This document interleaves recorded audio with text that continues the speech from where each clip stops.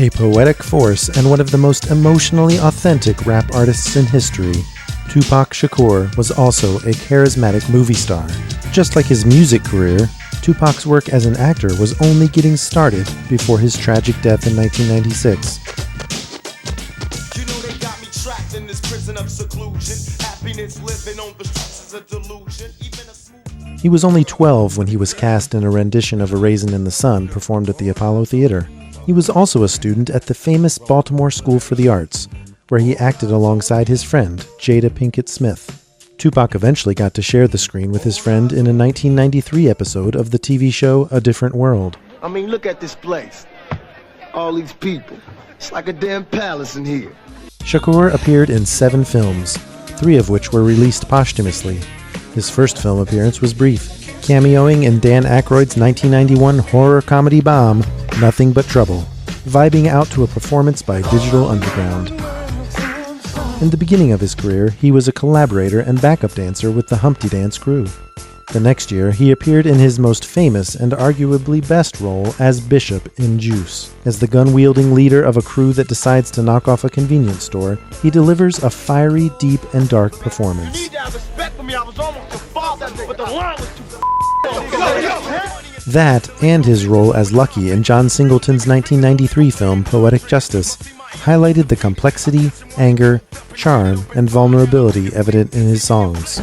You bleed once a month just like the rest of the hoes. And we ain't talking about my mama, we talking about your stuck-up ass.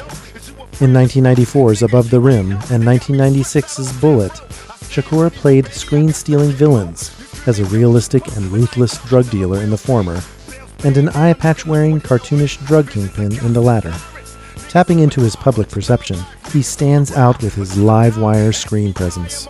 Veering away from his gangster persona, Shakur's performance as heroin addict Spoon in 1997's Gridlocked proved he was capable of tackling more difficult roles. After his death, it was a sad reminder of the talent that the world lost. Shakur's final film performance was as crooked cop Jake Rodriguez, opposite Jim Belushi in 1997's Gang-Related. The film itself was panned, but not Shakur's performance as a guilt-ridden, corrupt vice detective that murders an undercover agent.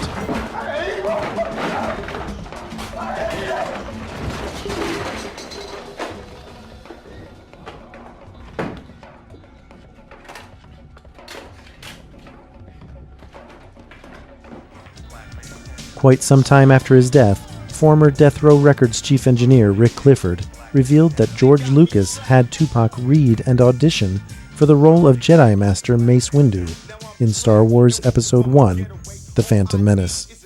Close friend Snoop Dogg honored Tupac's induction into the Rock and Roll Hall of Fame with several anecdotes in his speech at the ceremony. On a trip to South America, Tupac, Suge Knight, and Snoop Dogg all went parasailing, and Tupac began to lay out his ideas for a movie starring Snoop Dogg. Quote, "He saw more potential in me than I saw in myself, and it's funny because after he passed away, I started getting a lot of movie roles. I always felt like that was Pac looking out even after he was gone."